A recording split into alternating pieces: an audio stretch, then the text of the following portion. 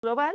Hoy vamos a terminar algunas de estas cuestiones de salud y vamos a empezar a hablar de algunos ejemplos de cómo se aborda la enfermedad desde el modelo biomédico, a partir de comprender lo que son las enfermedades transmisibles, las enfermedades emergentes y las enfermedades crónico-degenerativas. Recuerden que nos estamos enfocando mucho a lo que es la idea de la globalidad y cómo éstas se entienden y van bajando al sistema local, ¿de acuerdo?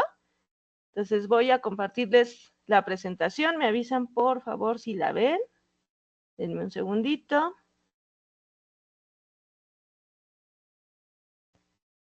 Aquí está. Muy bien. ¿Ahí se ve? Sí. Perfecto. Recuerden que si quieren comentar algo, me levantan la manita y me detienen. Bueno, entonces, veamos la sesión anterior de cómo existe toda una globalización que va a estar enfocada en lo económico, en la circulación de mercancías, en la circulación de las personas. Esto nos va a llevar también a la circulación de las diferentes culturas. Vamos a tener dos procesos que van a estar, no digamos peleando entre sí, pero sí van a estar como gobernando diferentes aspectos de la vida. El primero es el proceso de homogeneización de las costumbres y de las prácticas y de los discursos, y el otro es este proceso identitario, donde las personas generan estos mecanismos de resistencia o de confrontamiento hacia esta homogeneización. Y veíamos que además de esta cuestión económica migratoria, pues también existe la globalización en la salud. Platicábamos muy en general de cómo está la situación de los riesgos globales, con el surgimiento de enfermedades asociadas al desarrollo, enfermedades asociadas a la globalización y también el surgimiento de lo que sería la salud internacional, que después se convierte en la salud global.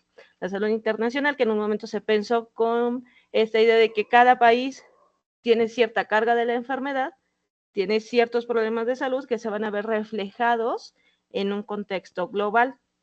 Y el cambio a cuando pensamos en salud global, como estos impactos que son más latentes, es decir, cualquier cosa que ocurra en cualquier punto del planeta puede afectar a otros espacios. Y veíamos que dentro de esto, pues hay instituciones que son las que regulan estas situaciones de salud y que mandan una serie de recomendaciones. Platicábamos en general acerca de algunos de los programas de salud global que existen, la mayoría liderados por instituciones como la OMS, la OPS y algunos otros que nos hablan de parámetros y programas de salud que deberíamos implementar todos los países, y vimos en general cómo estos pues son positivos, estos programas, pero como al momento de implementarse en lo local, pues van a estar condicionados por ese contexto. Entonces, por lo tanto, veíamos que una cosa son los objetivos que se plantean, otra cosa los indicadores, es decir, cómo lo medimos, y otra es la realidad. En el caso de México, platicamos la sesión anterior de, bueno, realmente con el problema que tenemos en nuestro sistema de salud, ¿qué tanto se puede cumplir un indicador? Y entonces estas pequeñas situaciones que se dan de falta de recursos, de falta de capacitación, de falta de personal, de cuestiones que no hemos abordado todavía, pero que seguramente todo el mundo ha tenido la experiencia de la burocracia o de la corrupción. Y entonces esto cómo va impactando a los indicadores, ¿sale?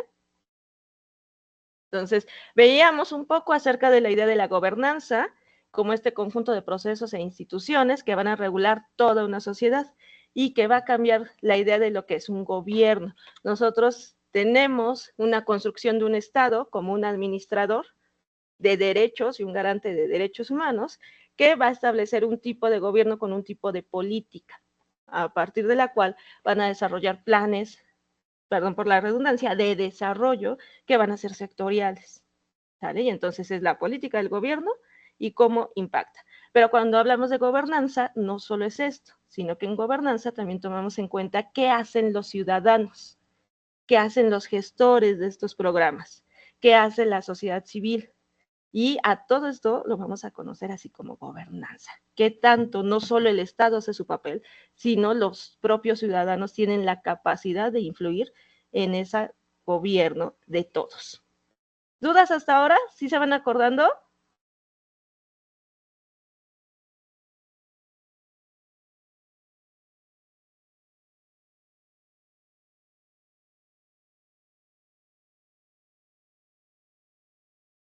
Perfecto, entonces seguimos. Veíamos que en la globalización vamos a tener una serie de emergencias que van ocurriendo. Una de ellas es el aumento en la desigualdad y la inequidad, la cuestión de cómo se van a financiar los diferentes sistemas de salud y políticas en general, la situación de la escasez y cómo en los últimos años se ha recuperado un enfoque que es la atención primaria en salud.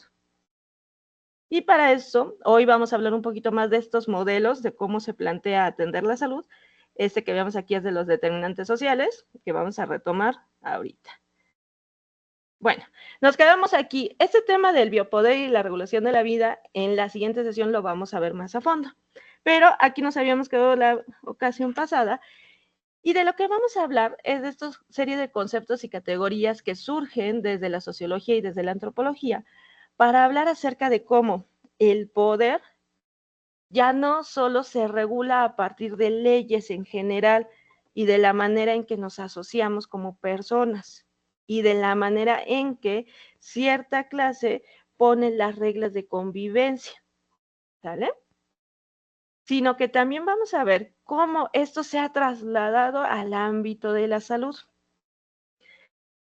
Por su propia naturaleza, todas las medicinas, sea biomedicina, medicinas tradicionales o medicinas alternativas, tienen en sí mismo un desbalance de poder, a excepción de la autoatención, que cuando vieron modelos médicos seguramente lo tuvieron un poquito más claro.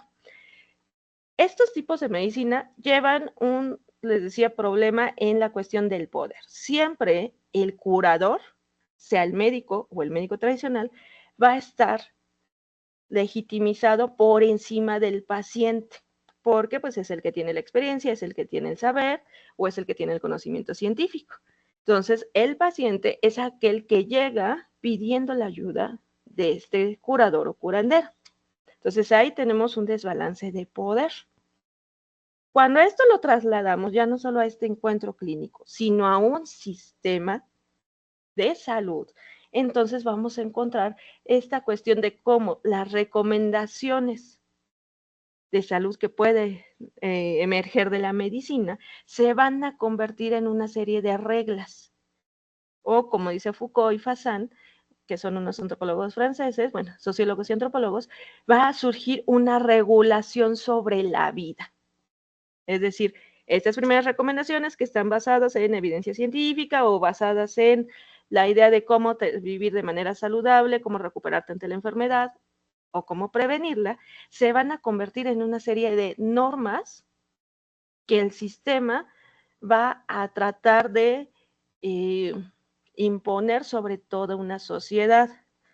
Por un lado, de una forma positiva en el sentido de que intentan que la salud se conserve, pero por otro lado, con las desigualdades e inequidades que ya existen en las sociedades, se van a convertir en regulaciones que pueden tener el efecto perverso de ir en contra de los más desprotegidos o los vulnerables, ¿vale? Entonces, a todo esto les decía que pronto vamos a ver más conceptos, se les ha llamado biopoder, biosocialidad, gobernanza de la vida y regulación de la vida. Entonces, básicamente lo que vamos a tener son esta serie de regulaciones que nos dicen, tienes que cumplir con esto para estar bien, porque tu salud depende de ti, pero además el que te cuides o no tiene un impacto en toda la sociedad. Por lo tanto, podemos poner una serie de reglas para que todos las cumplamos, ¿vale? Esto podemos tener un ejemplo en la pasada pandemia, que ya cumplimos, me parece que 5 años de COVID, donde pues había una serie de recomendaciones para que el virus no se extendiera, para que no te enfermaras, para que no te contagiaras a otros, pero que se llevó a una regulación. Por ejemplo, una regulación de tránsito entre las personas. ¿Qué personas de qué países podían viajar a otros y cuáles no? ¿Qué países cerraron sus fronteras y cuáles no? Y entonces, si se fijan y recuerdan un poquito o revisan noticias, vamos a darnos cuenta de que esta regulación de la entrada de migrantes, pues no fue tan pareja como pensamos. En realidad las fronteras se cerraron para cierto tipo de migrantes y para otros se mantuvieron abiertas. Entonces, esta es la cuestión del biopoder, que pareciera que las normas de cuidado de la salud son iguales para todos, pero en la realidad las diferencias asociadas a cuestiones de económicas o de clases sociales o de etnias o de pueblos vulnerables en general, las atraviesan, ¿vale? No sé si recordarán justo en esa época que había reglas de que no se podían hacer fiestas, por ejemplo, en México, con muchas personas, pero nosotros podíamos ver de repente en las noticias cómo había cierto sector que continuaba reuniéndose mientras otro no, cómo cierto sector pudo quedarse en casa y trabajar desde casa y otro sector perdió el trabajo por esas regulaciones o tuvo que salir a pesar del riesgo. ¿Sale? Entonces, estas recomendaciones que en un inicio parecen de salud y son de salud, la realidad es que con el sistema socioeconómico que tenemos, terminan reforzando el poder de algunos y quitándole a los otros la posibilidad de hacer cosas. ¿Hasta aquí alguna duda, comentario? Alguien me comentaba que, o también regulaciones que surgen de acuerdo a intereses políticos o económicos que se disfrazan de democracia o de una falsa libertad. Así es. Entonces, el gran problema de estas regulaciones es que como son de salud o emanan del sistema de salud, pareciera que todas son buenas y que todas deben de ser acatables y que si no lo haces es porque eres necio, por decirlo de alguna manera. Pero, como menciona su compañera Iscaí, algunas van súper aparejadas del poder político o económico, ¿sale? Y entonces ayudan a implementar otras regulaciones que de otra manera no se podrían hacer, ¿sale? Entonces esta hipervigilancia tiene legitimidad ahora basada en la idea de la salud. ¿Todo bien? ¿Alguna duda, comentario hasta ahora?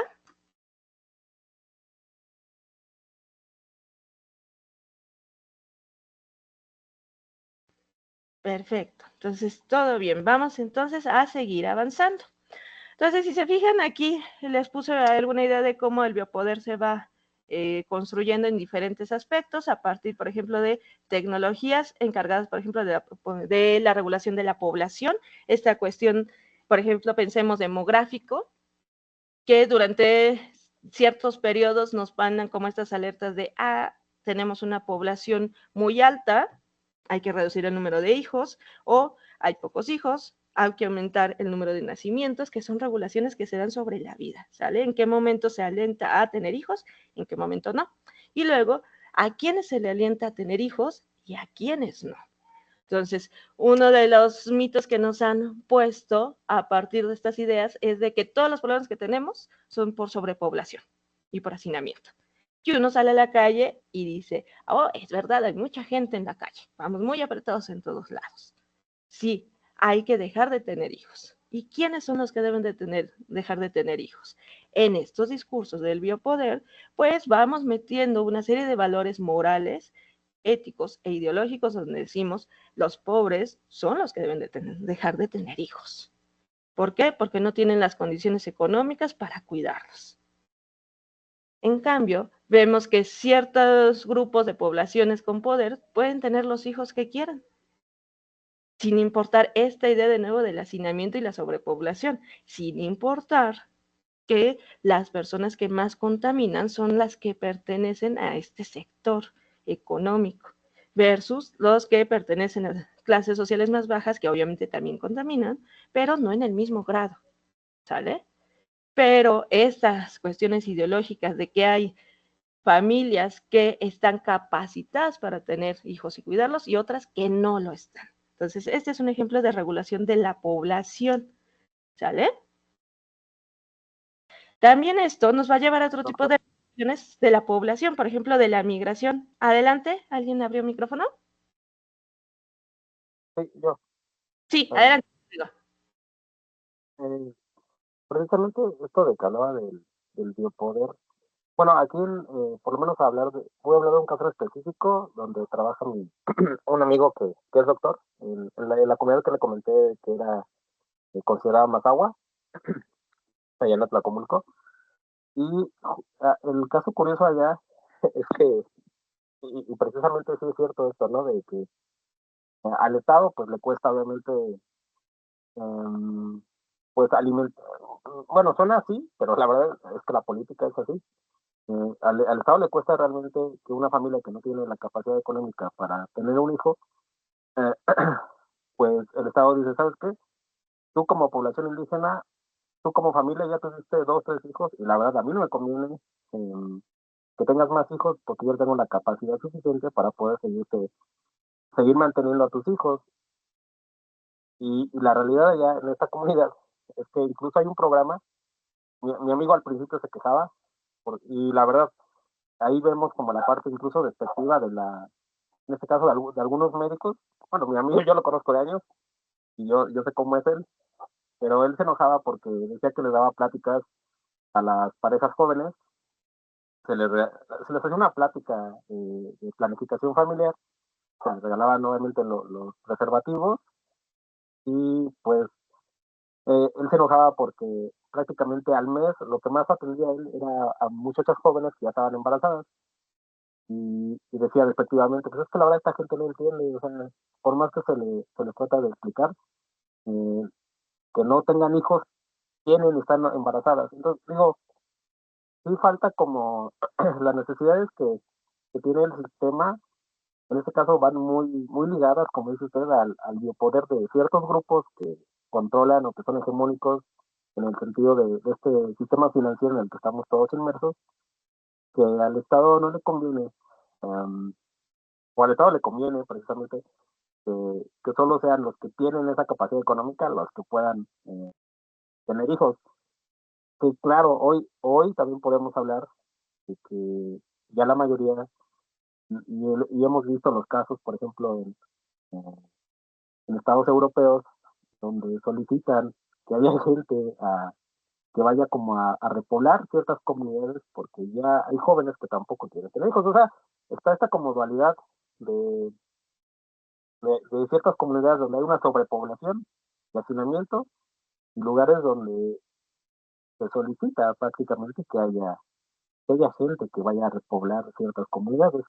Entonces, este ejercicio, precisamente de lo que hablamos del biopoder y la regulación de la vida, sí es bien interesante y yo creo que va pues muy de la mano con la construcción de las políticas públicas encaminadas a la salud, en este caso a la regulación como tal de la vida, ¿no? Así es, Rodrigo, muchas gracias. Aquí la cuestión es que si se fijan, cuando hablamos de políticas de salud, muchas cosas tienen sentido o hacen sentido con situaciones biológicas, pero también con la vida cotidiana. Si nosotros pensamos en términos pragmáticos de si no tienes para mantener hijos, ¿por qué los tienes? Pues estaríamos completamente de acuerdo. Pues sí, que no tengan hijos las personas que no tienen dinero. Pero es una respuesta muy fácil y cotidiana y justo muchas personas del sector salud caen en esto y por eso se ve esa frustración, porque es algo que ves. La cuestión es analizarlo desde el por qué las personas no tienen una capacidad económica para poder tener familias amplias. Dos, ¿por qué las personas, aún con esta situación económica, tienen hijos? Bueno, pues hay toda una situación ahí que no solo es una decisión individual, sino que también tiene que ver con cosas que el sistema de salud no se ha replanteado, que es qué significa para ciertas familias tener hijos. Porque lo vemos desde regulaciones que aparentemente son homogéneas y no, y bueno, ustedes como antropólogos lo saben perfectamente, un hijo en diferentes culturas representa varias cosas. Entonces, un hijo en una cultura latina tiene que ver con todo un proyecto de vida, con una idea familiar, que por ejemplo, como decía Rodrigo, en los países, digamos, europeos, no le representa eso a un hijo. Allá la idea de un proyecto familiar tiene que ver más con la idea de un proyecto individual, con la idea de un desarrollo de pareja, pero el hijo dentro de estas familias ya no tiene el poder simbólico que tiene en nuestras culturas, ¿sale? Entonces, estas son cosas que va obviando el sector salud. que va dejando de lado la significancia de la familia y de la reproducción y de los hijos. Entonces, si realmente quieres comprender por qué las chicas, chicos se siguen embarazando o el embarazo adolescente, tienes que buscar dentro del contexto, en lugar de tratar de meter una regulación que tiene que ver más con criterios de eficiencia del Estado. De tengo poco dinero, entonces no quiero gastar en estos. ¿Sale? Entonces, es bien complejo porque no es una respuesta fácil de ten hijos o no tengas hijos, sino tienes que ir viendo a nivel comunitario y luego a nivel nacional cómo vas a implementar estas ideas acompañadas de la población, no imponiendo las regulaciones. Entonces, muchas gracias, Rodrigo, por comentarnos esto. Ahorita ya ha caído en desuso por toda la cuestión de bioética y de derechos humanos, afortunadamente, pero no olvidemos que durante muchos años el sector médico se dedicó a realizar esterilización forzada en poblaciones indígenas, en México y en todo el mundo.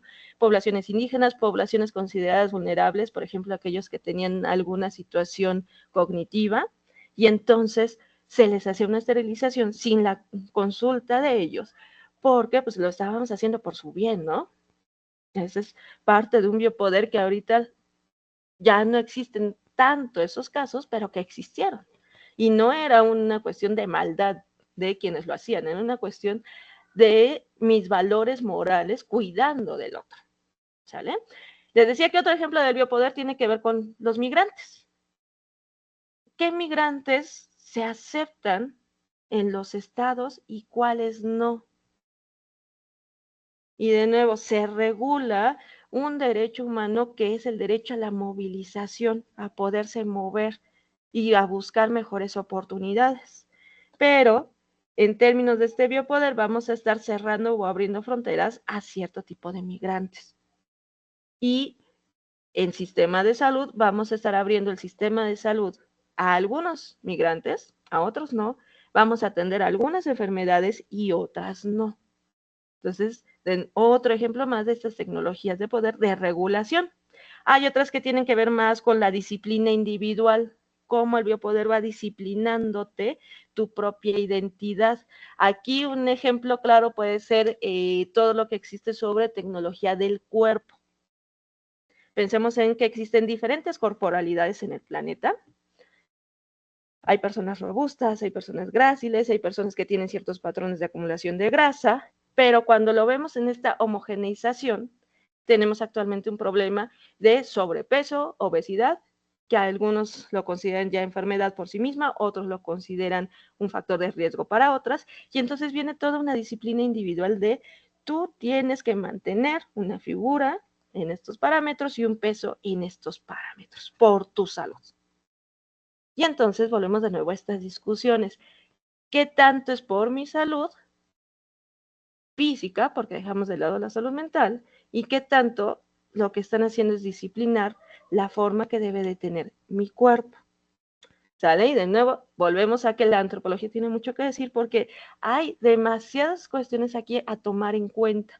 No, las personas que presentan sobrepeso no lo presentan solo por una decisión individual, sino que lo presentan por una serie de condiciones ambientales, más obviamente sí ciertas conductas individuales. Pero al momento en que se trabaja desde el sistema de salud, se quita todo este contexto, todo este ambiente y se deja únicamente a tu decisión de tener una disciplina en la actividad física o tener una disciplina en la comida. Y si no la tienes, pues es tu problema, ¿sale? Entonces, este es otro ejemplo de regulación de vida. Si se fijan, el gran problema del biopoder, insisto, es que todo parece estar bien porque son disposiciones que están asociadas con la idea de una vida saludable y todos aspiramos a eso, pero esconden muchas otras situaciones y dimensiones en esta idea de lo saludable. Que al final del módulo vamos a hablar un poquito acerca de esta idea de la felicidad. Continuamos entonces con la siguiente parte, si es que no hay más preguntas o participaciones. Bueno, entonces veíamos que al final lo que va a pasar es esta regulación de procesos biológicos, estas tecnologías disciplinarias, estos dispositivos y cuáles son los cuerpos que importan y no. Entonces, a todo esto vamos a tener otro concepto global que nos va a poder explicar muchas cosas, y es el concepto de la violencia estructural. Cuando vieron modelos médicos, me imagino que vieron este modelito que está aquí, que es uno de los más usados por la antropología médica norteamericana, impulsada por Kleinman, después trabajaba por Kleinman Wood y en general toda la antropología médica norteña. Y lo que vamos a tener son estas tres dimensiones. La dimensión de la enfermedad, entendida por los médicos, la dimensión del illness o el padecer, que es lo que viven las personas, y por último la dimensión del sickness. En un inicio, cuando estos autores plantean el sickness, plantean la idea de cómo la enfermedad se construye a nivel social. Es decir, a partir de cuál es el peso, la representación que la sociedad da a cierto problema de salud. Y por ende, qué tipo de políticas de atención genera para esta enfermedad. Políticas que van a ir desde el ámbito de salud, dirigidas específicamente a los proveedores de servicios de salud, y políticas de prevención y promoción dirigidas a la población. ¿Vale? Aquí una pregunta, ¿todo claro con ese sistema o quieren que expliquemos alguna otra cosa? Si no, para continuar con lo que estábamos. ¿Les queda claro lo de illness, disease y sickness? Ok, perfecto. Entonces, en esa primera reformulación vemos al sickness como el cómo se ve la enfermedad por la sociedad y cómo se generan mecanismos de atención. Más adelante, estos mismos autores, junto con otros, cuando empiecen a cuestionarse la salud global, se van a dar cuenta de que este sickness no solo se queda en cómo la población vea la enfermedad y la atiende, sino que con las desigualdades e inequidades, ese sickness se va a transformar en un sufrimiento estructural o en una violencia estructural. Es decir, socialmente, por el sistema económico que hay, las personas van a estar sufriendo de la enfermedad física, sufriendo con su padecer por la enfermedad, pero además el sistema te va a hacer sufrir por estar enfermo. Y entonces este sistema que en un origen fue hecho para atenderte, resulta que no solo te atiende, sino que te hace sentir mal, te estigmatiza, te quita oportunidades de, ahorita vamos a ver, por ejemplo, de acceso a medicamentos, acceso a calidad de la atención, y entonces es un sufrimiento que te da estructuralmente el sistema en el que estés. Vamos a verlo con una enfermedad en específico. Lo que vamos a encontrar aquí son una serie de violencias, una violencia directa visible, una violencia cultural, que es invisible, y una violencia estructural que también es invisible. Entonces, tenemos a una persona que ha sido diagnosticada con diabetes. Ay, perdón. Entonces, la enfermedad de la diabetes tiene unos criterios que tienen que ver con factores de riesgo, como el sobrepeso, como la falta de ejercicio, como la mala alimentación, como los problemas con el índice metabólico. Tiene síntomas y signos específicos para su diagnóstico que tienen que ver con la cantidad de glucosa en sangre. Tiene un tratamiento que es un tratamiento farmacológico y no farmacológico, y tiene un pronóstico de qué pasa si no tengo apego al tratamiento. Normalmente vienen muchas situaciones de comorbilidad, de situaciones que terminan acabando con las situaciones en específico de discapacidad, y pues es una enfermedad que es crónico-degenerativa, para la cual la medicina no ha encontrado una cura, sino que ha encontrado un tratamiento que, si tú tienes apego a él, puedes tener un pronóstico positivo. Puedes llegar incluso a la remisión, es decir, que ya no esté como tan activo y puedas estar más o menos tranquilo. Es una enfermedad de muchos años, ¿de acuerdo? Esta es la enfermedad. El padecer es cómo se siente la persona con diabetes, cómo es vivir con diabetes, vives cansado, vives con hambre, vives con culpa de si comí de más hoy, si no tuve apego al tratamiento, si ya me regañó medio mundo porque no hice ejercicio, si un montón de cosas, ¿de acuerdo? Bueno, hay una respuesta, signes, de la población, y esto es que por un lado existe un montón de planes y programas para atenderla. Están los médicos con los tratamientos, se supone que políticas de salud que van limitando ciertos factores de riesgo para que no se acrecente la situación de la diabetes. Por ejemplo, en México, el etiquetado de alimentos es una parte de estas políticas, el retirar alimentos chatarra de las escuelas, los programas, ahorita ya no sé cómo se llama, pero en el sexenios pasados era esto de chécate, mídete, muévete. Se está tratando de impulsar cuestiones de actividad física y demás, ¿sale? Este es el signes. ¿Cómo lo ve la población? Pues la población tiene miedo a padecer esta enfermedad porque saben que no se cura, porque saben que va a cambiar mucho de su vida a partir de padecerla o de que te diagnostiquen. Pero ahora vamos a este sufrimiento estructural y esta violencia directa e invisible. Bueno, si ustedes platican con personas que tienen algún tipo de enfermedad como diabetes o hipertensión o alguna de estas, vamos a tener que por un lado la atención médica que existe realmente es deficiente,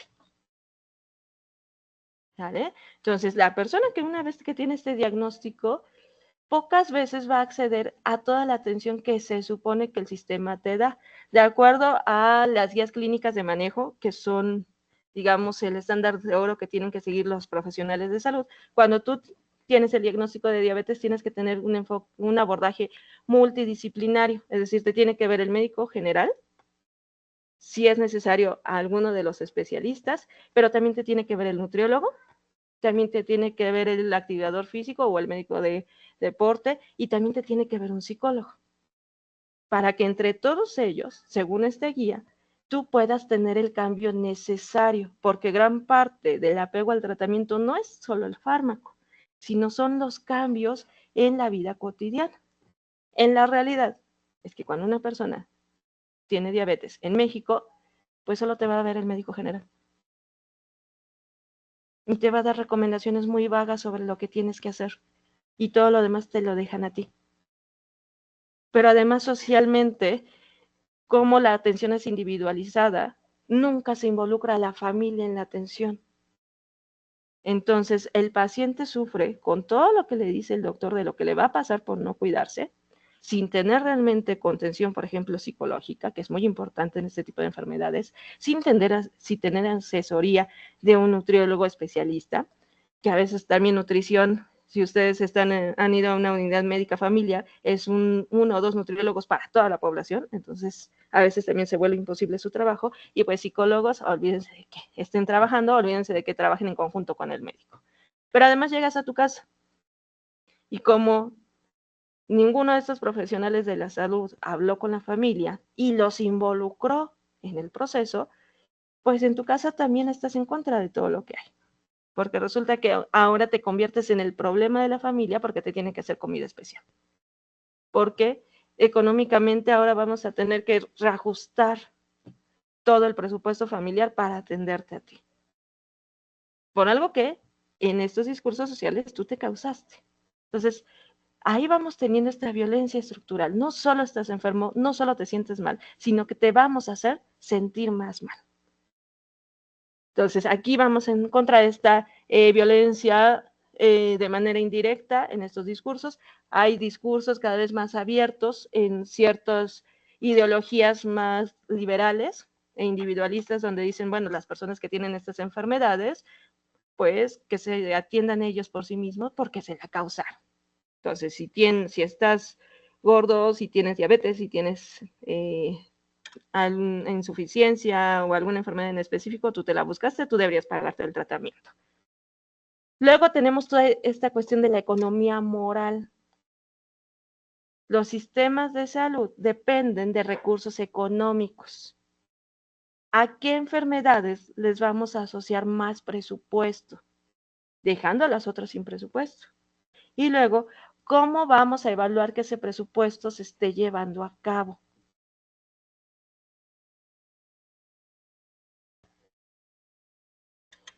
Tenemos entonces esta cuestión de cómo vamos a ejercer presupuestos que de por sí son cortos en enfermedades que sabemos de eso, que son de muy largo plazo, ¿sale? Donde además es este estigma social de que tú te la buscaste. Luego tenemos toda una maquinaria social de opresión, esto que les decía, estos discursos poblacionales de, pues es que si no te sientes bien, es porque tú no quieres sentirte bien, porque tú no quieres dejar de comer, o porque tú no quieres hacer ejercicio, o porque toda esta responsabilidad individual, ¿sale? Tenemos esta desigualdad producto de políticas económicas y sociales que ya hemos ido hablando, pero también tenemos, por ejemplo, en el ámbito privado y en el ámbito público, una diferencia entre cómo se van priorizando las ganancias del médico, de la industria farmacéutica y del sistema en general, y los criterios de efectividad y eficacia, que son criterios bajo los cuales operan todos los sistemas de salud. Cuando tú te atiendes, tienes que cumplir, el médico tiene que cumplir con un criterio de efectividad que es, te estoy atendiendo en el menor tiempo posible, pero además te estoy atendiendo de manera eficaz. ¿Cómo demuestro la eficacia en un sistema tan cerrado como el del médico? Pues no lo demuestro a partir de cómo te sientes tú, sino lo demuestro a partir de indicadores. Indicadores, por ejemplo, en el caso de la diabetes, de bajo tanto de glucosa, bajo tanto de triglicéridos, bajo tanto de colesterol. Entonces, el médico se termina enfocando en este criterio, que es un biomarcador, un numerito, para saber si está siendo eficaz su tratamiento, dejando las otras dimensiones de la persona, de si el paciente se siente bien, si tiene problemas en cuestiones familiares, económicas, psicológicas, eso no importa. Importa si ese número está subiendo o bajando. Entonces, esto nos lleva a una gran mercantilización de la salud y a un proceso de medicalización cada vez mayor. Como el sistema médico, de la manera en que está armado, no puede o no ha podido incorporar otras dimensiones en el proceso de salud de enfermedad más que lo biológico, entonces todas las políticas y acciones que se realizan, acciones ya en el consultorio, tienden a ser farmacológicas, porque es lo que puedo medir y evaluar. Y entonces para todo es el fármaco, porque eso sí lo puedo controlar, mientras que los cambios en el mal llamado estilo de vida no son controlables en la clínica. Y vamos, hemos estado viendo, no sé si están viendo noticias actualmente, una serie de nuevos fármacos que prometen ayudar en aspectos como, por ejemplo, la obesidad, que es una de las cosas que más afecta a un montón de enfermedades, por ejemplo, esto que decíamos de la diabetes. Y entonces vemos ahorita un incremento de medicamentos, ya no solo de medicinas alternativas, sino dentro de la medicina biomédica occidental, como por ejemplo el famoso Ozempic. No sé si han escuchado hablar de este nuevo medicamento que se está promoviendo por todos lados para bajar de peso. ¿Han escuchado algo al respecto?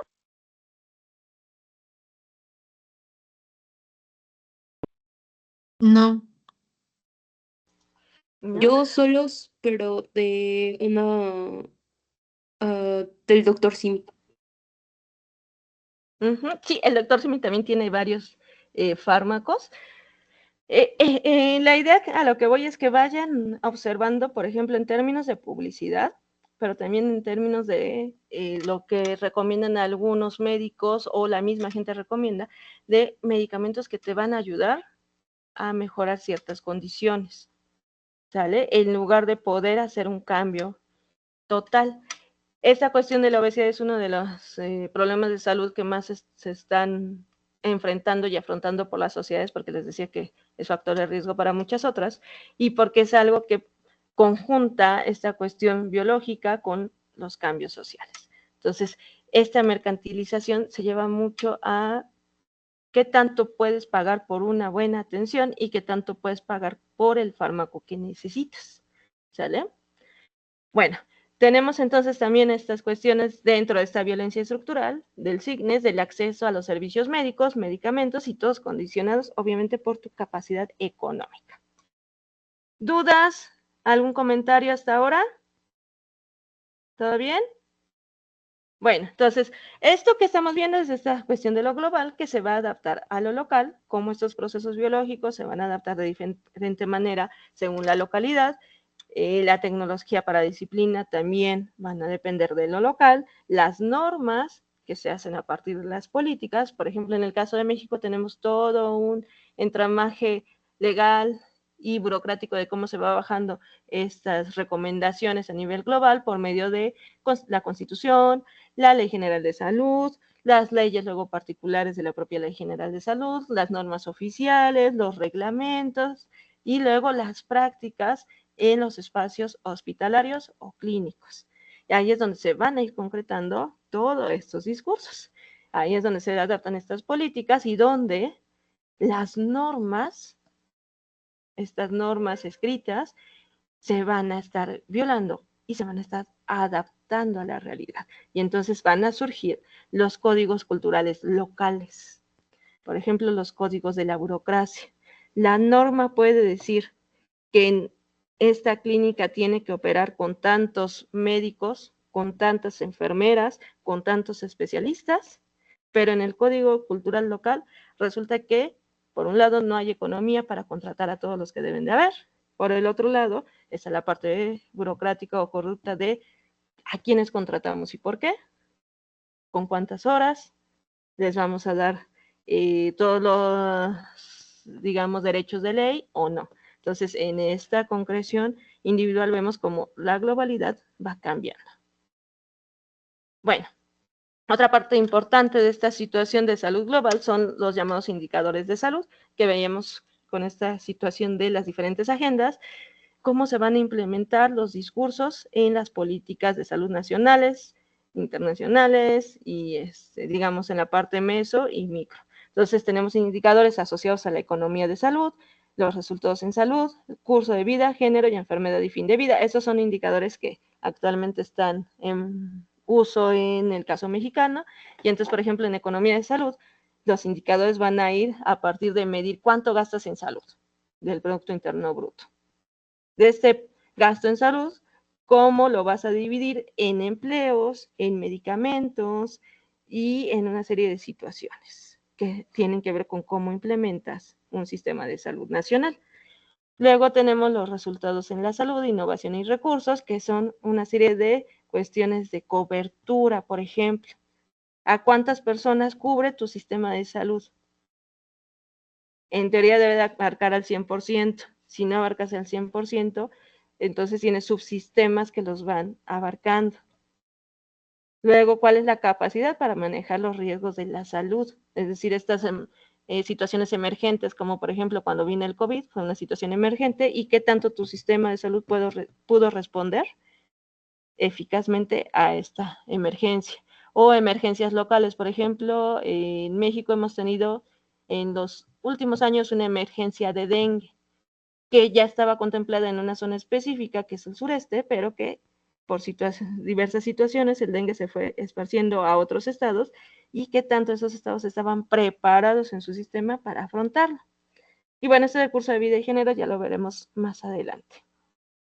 Bueno, en esa cuestión de la clínica como espacio social, que iremos viendo un poquito, poco a poco a lo largo de estas curso, veremos que esta clínica también reproduce un orden social al interior del hospital o de la clínica de atención, y ahí lo que vamos a encontrar son estas interacciones entre pacientes, profesionales de salud y un montón de otros actores que están presentes ahí, que no son precisamente de uno u de otro. Estas clínicas van a depender del sistema de salud que exista.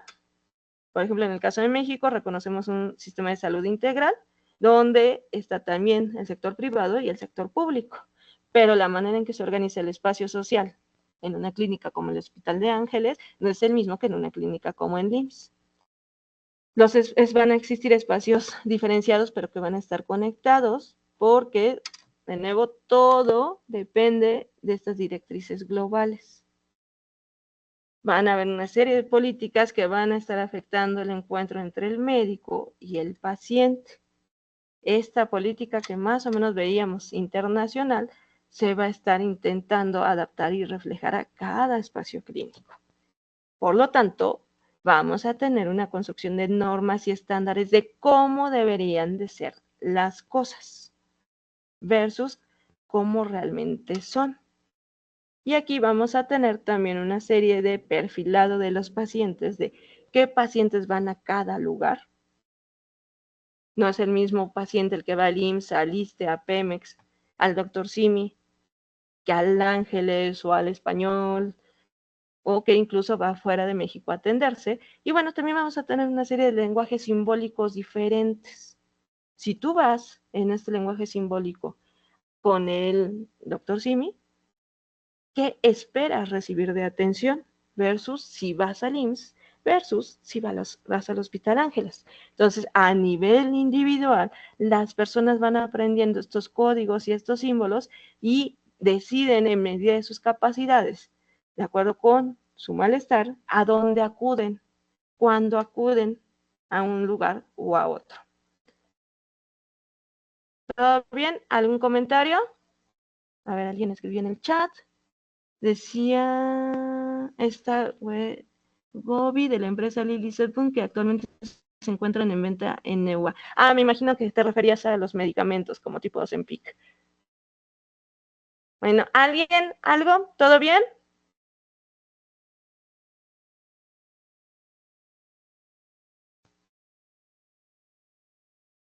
Bueno, entonces esta consulta clínica va a ser ese espacio social que se encuentra entre pacientes, profesionales de la salud, pero que no solo están dos personas ahí, sino que están también todas estas políticas que estamos más o menos revisando metidas ahí, ¿sale? Y están todas estas lógicas culturales del paciente y del profesional de la salud, ¿sale? Entonces, ¿qué nos va a estar interesando revisar a la luz de la salud global en un espacio clínico? Pues cuáles son las características de la consulta clínica y por qué son así. Por ejemplo, ¿por qué en el IMSS o en el ISSSTE son 15 minutos? Bueno, pues porque viene de toda una política de eficacia y de efectividad, donde se ha calculado que 15 minutos es suficiente para atender a un paciente. ¿Bajo qué lógica? Pues bajo estos indicadores de eficacia y efectividad, no bajo las premisas que tengan los pacientes, ¿sale? Luego, es un espacio de socialización con modalidades particulares. Depende de cada espacio de la clínica, podemos esperar ciertas cosas. En IMSS o en ISSSTE ya sabemos que son 10, 15 minutos de atención, pero si me voy a un privado, sé que puedo estar más tiempo.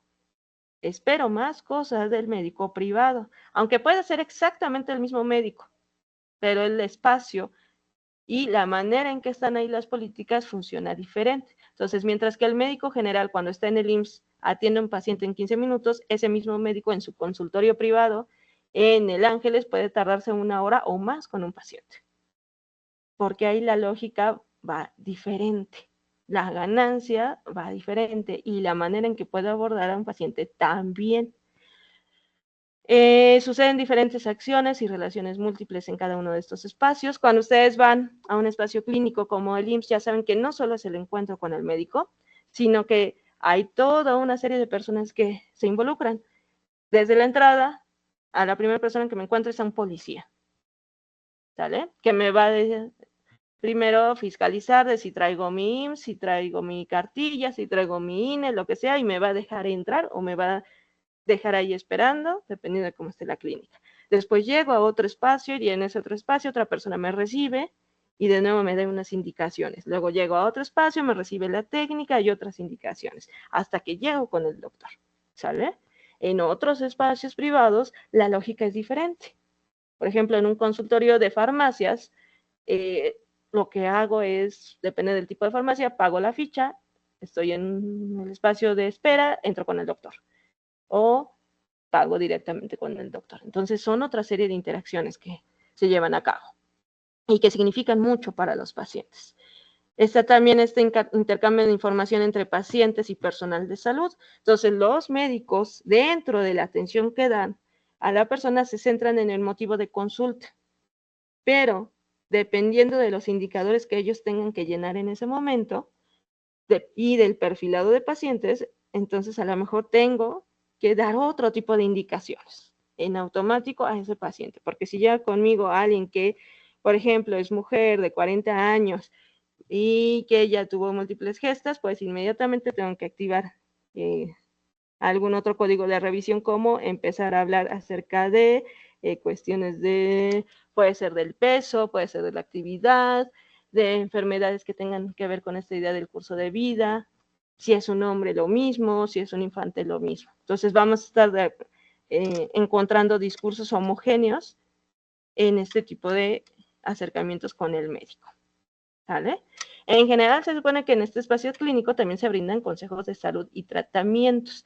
El problema es que por las lógicas que vamos teniendo, les decía, de eficacia y efectividad, mucho del tratamiento solo se queda en el farmacológico.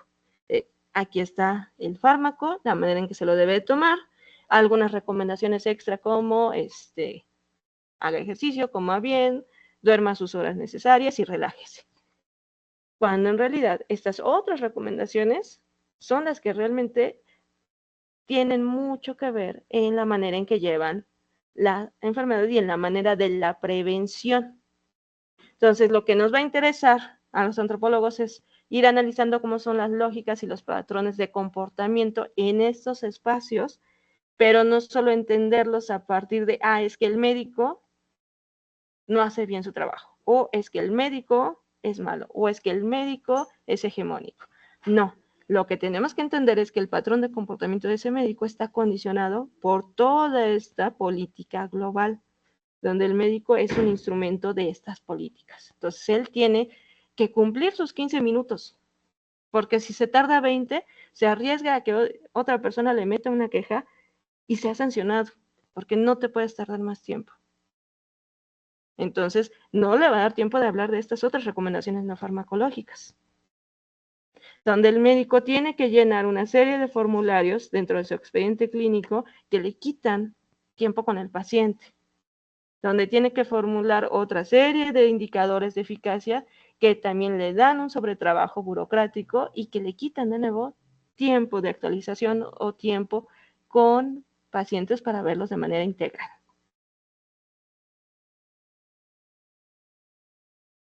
Y bueno, en ese encuentro clínico lo que vamos a estar viendo es esta eficacia terapéutica, que en el caso de la biomedicina se va a basar en una eficacia pragmática, donde lo que tenemos que hacer es controlar signos y síntomas para reportar que estamos haciendo las cosas de acuerdo a la norma oficial o la guía clínica de manejo que esté en ese momento.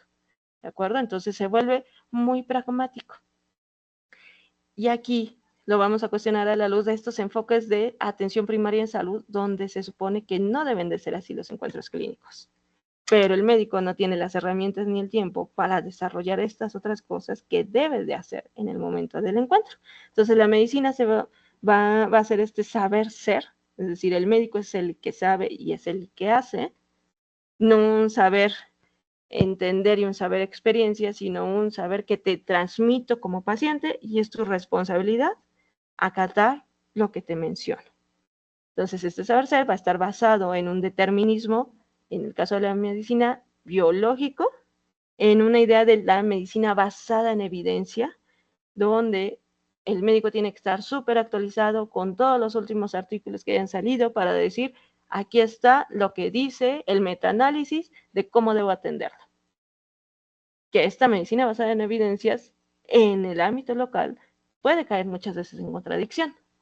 ¿Por qué? Pues porque no existen los recursos en ese lugar para mandar el medicamento que debe de ser, mandar el abordaje multidisciplinario o mandar los análisis que se necesiten. En realidad, la medicina basada en evidencia no se aplica en un consultorio porque la economía no lo permite aplicar.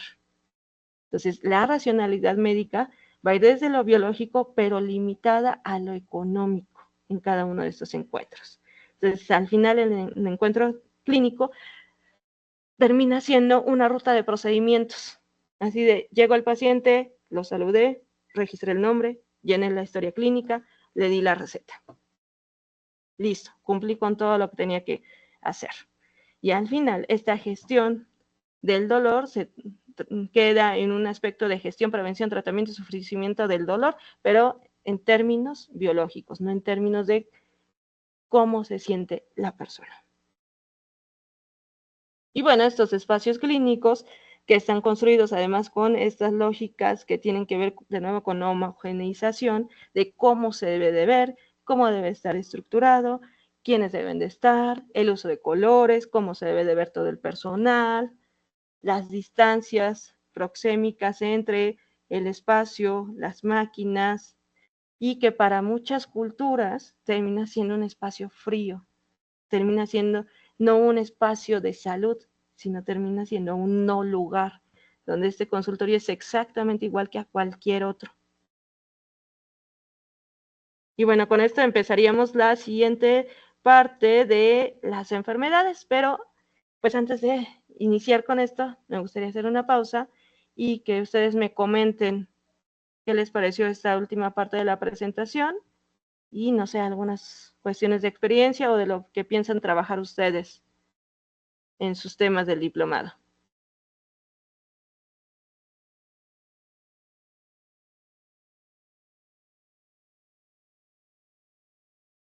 Les dejo el espacio. Adelante, Mar. Bueno, a mí me parece bastante interesante esta cuestión de los tiempos, porque realmente es algo que es necesario desde lo económico político, el hecho de reducir tiempos, porque reduce gastos y costos, pero al mismo tiempo, conforme a la calidad de atención médico-paciente, pues se ve muy afectada, ¿no? Porque como usted misma lo mencionaba, en un hospital privado, como lo es Médica Ángeles, en el caso de aquí de Toluca, el centro médico de Toluca que está por Metepec, diferentes espacios privados donde los médicos tienen el abasto suficiente para decir, pues te receto tal cosa. ¿Por qué? Porque sé que eso te va a ayudar en 5 días, pero en el ICEMIM, en el IMSS, en las instituciones públicas de seguridad pública, pues simplemente es que te voy a recetar esto, pero puede que no te ayude. ¿Por qué? Porque no tenemos otra cosa que te pueda recetar. ¿Por qué? Porque no hay la calidad de atención política, económica hacia este sector salud que es necesario. Y como es algo que a mí de cierta manera me interesa en cuestión de mi trabajo, que es atención médico-paciente, vista desde el médico, no tanto como siempre la vemos desde el paciente, pues es algo que yo me he estado dando cuenta con mis dos hermanos son médicos. Entonces, uno ahorita está en la privada y el otro está ahorita en el seguro, en el IMSS. Entonces son mundos totalmente distintos. Mundos en los que uno dice, le voy a recetar el medicamento, más bien la patente del medicamento para la gripa, para que se cure rápido. El de privada. Mientras que mi hermano que está en el seguro, es como de, híjole, no, pues tómate un XL3 Ultra y con eso te va a ayudar. A pesar de que ya está casi casi comprobado que ya los antigripales ya no funcionan para nada. Entonces, pues sí ves la diferencia en carencia de cuestiones. Igual mi hermano que está en la privada, las consultas son personalizadas, se puede tardar media hora, una hora. Es más, si no tienen citas programadas después, puede echar chisme con el paciente. Luego me dicen, no, pues la otra vez vi a un señor de 92 años que está más entero que yo, hace ejercicio, hace todo, se cuida, pero pues también tiene dinero, sus hijos le mandan dinero de Estados Unidos, de Europa, de todos lados. Entonces, pues, la calidad de vida que maneja, pues es una calidad de vida que muy pocas personas en México pueden llegar a tener por el simple hecho de ser clase obrera, enrolándonos en estas cuestiones, ¿no? No quiero demeritar ni nada de eso, pero entonces, pues sí es esa diferencia, ¿no?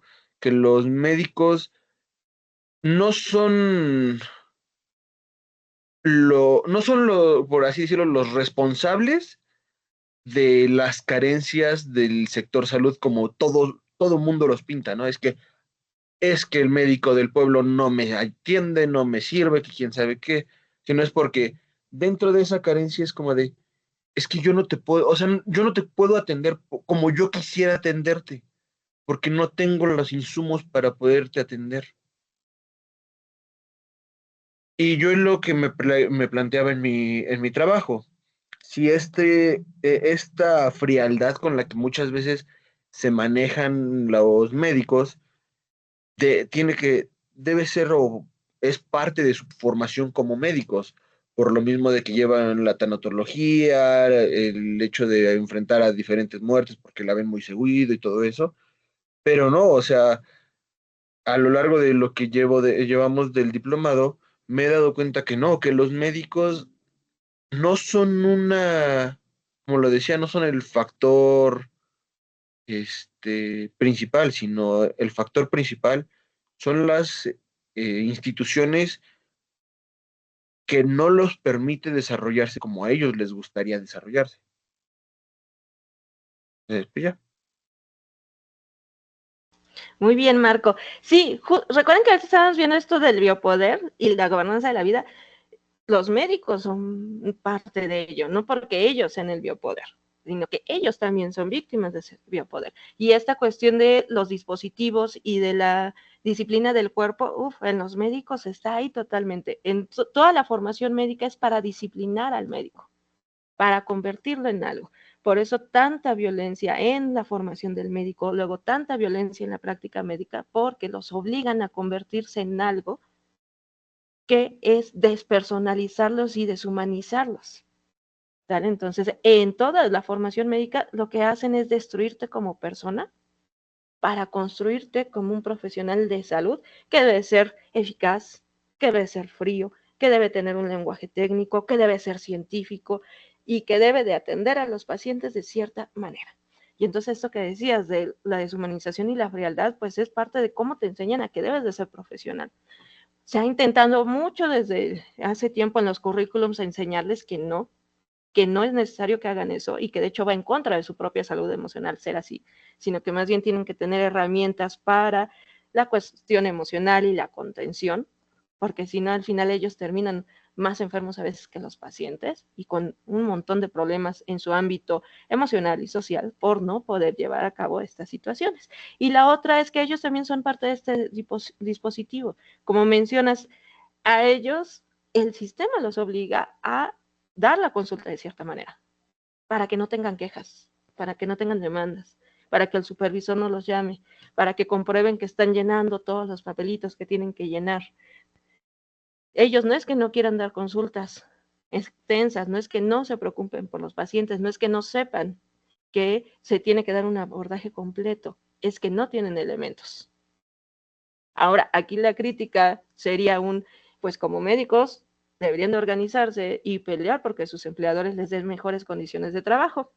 Pero bueno, esto es muy difícil para cualquier gremio, en cualquier lugar. Pelear por mejores condiciones de trabajo es demasiado difícil. Pero pues es parte de la cuestión de bajo qué criterios los contratan, cómo son las cuestiones que les demandan y demás. Uno de los grandes problemas dentro de los médicos es que esta eficacia pragmática los hace que también sean demasiado pragmáticos hasta para ellos. Entonces, a veces los médicos terminan asumiendo estos discursos de poder y reproduciéndolos entre ellos y sus colegas y obviamente hacia los pacientes. Entonces, Sí, es este problema del biopoder. sí. Adelante, Marco. De hecho, bueno, recordando mucho, mi hermano mayor estudió en la UAMX, en medicina, y tuvo un maestro en los primeros semestres que era nuestro vecino. Era porque falleció el año pasado, pero me acordé mucho de él ahorita que estaba mencionando que el mismo sistema los va cambiando y los va enfermando de cierta manera a un punto en el que hasta ellos mismos se creen algo diferente. Y me refiero a que este doctor era tan orgulloso de cómo era como médico y todo eso, que no permitía que nadie lo tratara. Falleció por negligencia suya, porque en sí pudo haber vivido más tiempo, pero debido a que él decía es que ningún doctor me va a atender.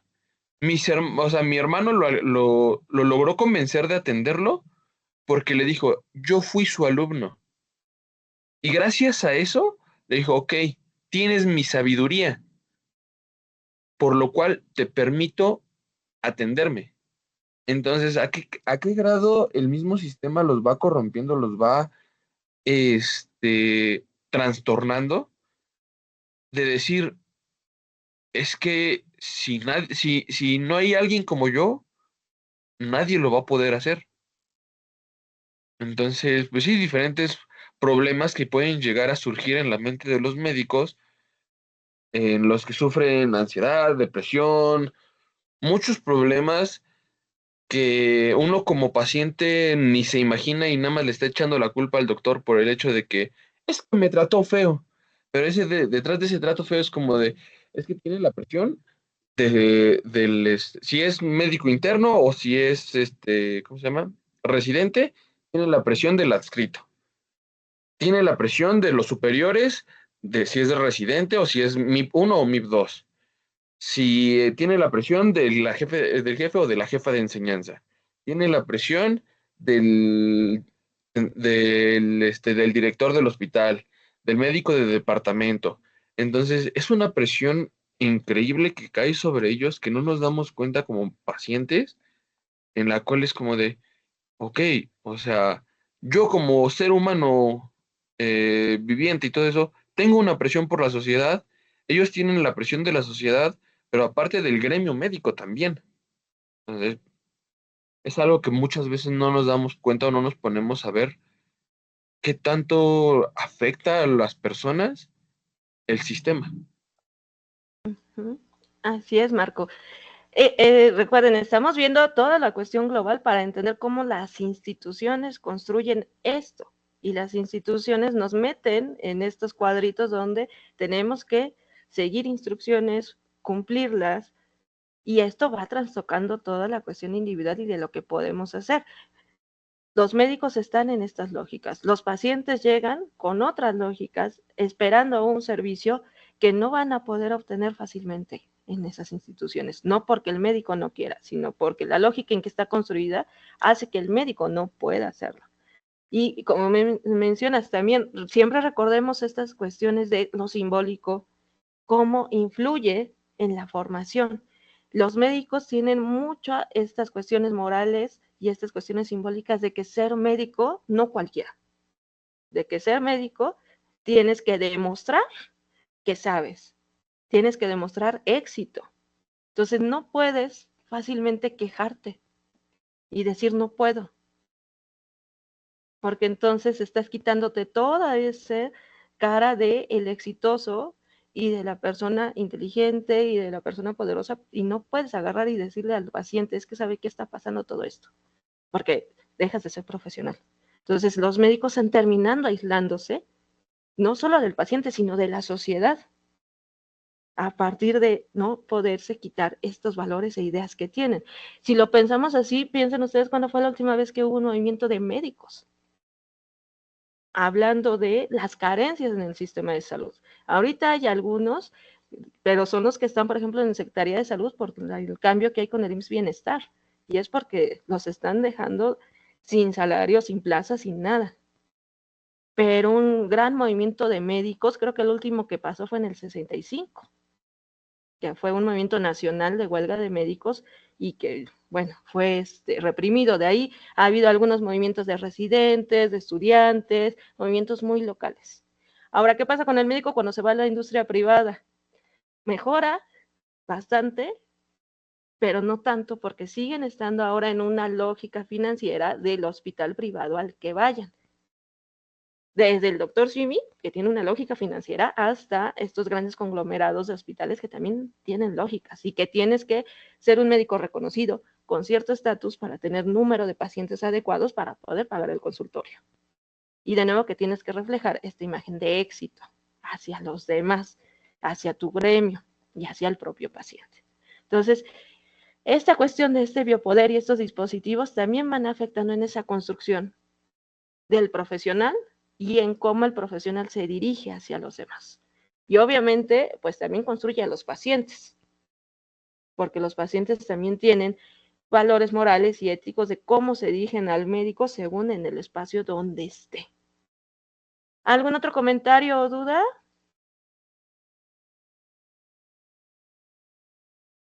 Que me siento muy solita y no sé si van agarrando la lógica de lo que estamos platicando aquí. Adelante, Alejandra. Hola, buenos días. Y bueno, solo quisiera hacer un comentario rápido acerca de lo que nos ha estado comentando.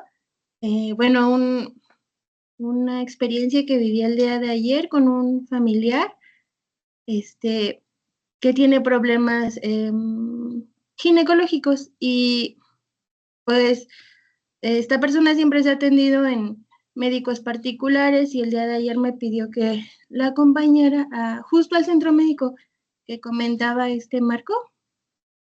Y pues la consulta general estaba en 900 pesos y pues, pues dije, bueno, es un buen precio, pues es un hospital privado, ok, me pidió que pasara con ella y todo, y sí, el trato, pues súper diferente, ¿no? A muy, muy enfocado en ella, en sus padeceres, duró más o menos unos 40 minutos y en un momento pues la pasaron con una máquina, yo ahí ya pues no pude como acompañarla, pero bueno, dentro del mismo consultorio la checaron y todo, y cuando salimos, pues salimos muy satisfechas, como ambas tuvimos la oportunidad de platicar y hacer todas nuestras preguntas, pues yo sí iba un poco paranoica de, ¿es cáncer? Y la doctora dijo, no, o sea, ni investiguen nada, o sea, ahorita sigue tu tratamiento, todo bien, y ven dentro de 10 días y ya vemos cómo evoluciona.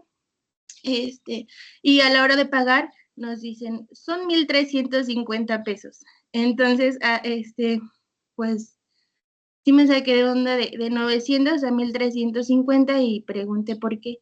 No, pues es que por el uso de la máquina aumenta tanto el precio, ¿no? Bueno, para no hacer como el cuento largo, después, como nos acompañó justo la persona con la que estoy trabajando mi tema de investigación, con que pues está llevando un tema oncológico, le pedimos a este familiar mío que nos acompañara al IMSS a modificar una cita. Entonces, justo estaba cerca porque pues fuimos a la clínica 251, que justo es la de especialidades, y vamos, y pues yo ahora con las clases del diplomado y todo, pues justo me he vuelto más observadora en ver ciertas situaciones de pues cómo se manejan las personas, y justo con esta familiar, pues salimos ambas muy satisfechas del centro médico, que es el hospital privado, y cuando nos dirigimos al IMSS, su semblante cambió totalmente, ¿no? Y más porque fuimos al área de oncología, y pues yo la observaba a ella y pues su semblante cambió, como que se vino para abajo y ya no trataba yo de conversar con ella, ¿no? Y decirle, no, es que desde mi perspectiva, desde mi punto de vista, el IMSS me hace un buen servicio médico, justo porque he estado acompañando a esta persona que padece, o bueno, está pasando por un cáncer, y le dije, pues fuera de lo que la gente o de las personas puedan hablar del IMSS, a mí se me hace un buen servicio médico porque pues cotizando la operación que le hicieron a esta persona de cáncer, salía muchísimo, un precio exageradamente elevado, ¿no? Que estaba fuera de sus posibilidades económicas. Y aunque sí fue un proceso de 1 o 2 casi 3 años en que desde que la diagnostican hasta que la operan y bueno, todo el tratamiento antes de la operación, pues se me hizo un buen servicio. Y pues no, esta familiar fue como se vino para abajo, porque pues no vemos, desafortunadamente no vemos semblantes pues saludables dentro de estos espacios. Y pues ella estaba así como observando toda la gente que pues se observaba con un aspecto pues de enfermedad, ¿no? Pues no, solo era un comentario, se me hace muy interesante que pues otra perspectiva en la que he podido visualizar la enfermedad, el proceso de salud y justo las instituciones, tanto públicas como privadas, y pues sería todo. Muchas gracias, Alejandra. Pues mira, justo ahí mencionas lo que estamos platicando del espacio clínico y cómo esto cambia. El IMSS, el ISSSTE, todo lo que sea Secretaría de Salud, son eficaces y efectivos. O sea, realmente solucionan los problemas de salud. Entonces, no podemos decir que sea una mala atención. Es una buena atención en estos términos. El gran problema ahí es que justo solo son eficaces y efectivos para ciertas cuestiones de resolver problemas de salud. Pero como mencionas en el relato que nos cuentas, pues toda esta comunicación simbólica, esta comunicación emocional, es la que falla en estos institutos, porque están hechos de tal manera que te deprime ir. Porque ves las caras de las personas, porque ves que está lleno, porque ves ciertas actitudes y entonces termina siendo deprimente y es parte de la mala atención en salud. Aunque te estén dando un medicamento que sea el bueno o una buena intervención, todo esto también mina esta calidad en la atención.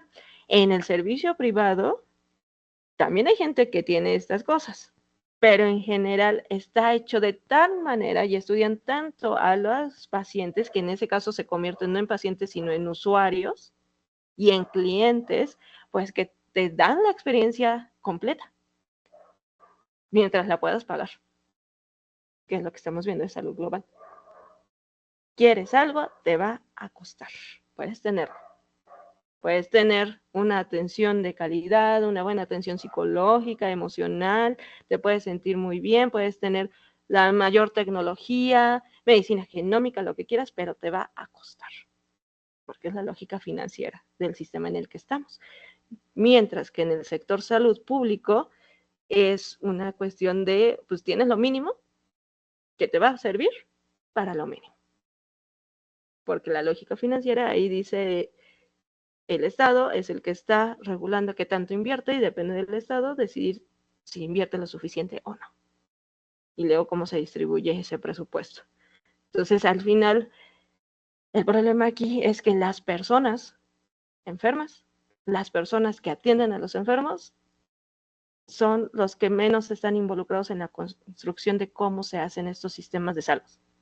Y son los que terminan importando menos. Lo que importa es la lógica financiera en esta cuestión de la salud global y eso es lo problemático que hay que discutir. Bueno, vamos a hacer una pausa ya que son 11:26 para iniciar con la siguiente parte que tiene que ver con esta cuestión de las enfermedades y cómo se han abordado y algunos parámetros de políticas de atención de salud, ¿sale? Entonces son 11:26, ¿les parece que nos veamos 11, que será 35? ¿Sí? Bueno, entonces nos vemos a las 11:35 y descansen un rato, levántense, vayan a tomarse un café o un poco de agua. Nos vemos en unos minutos.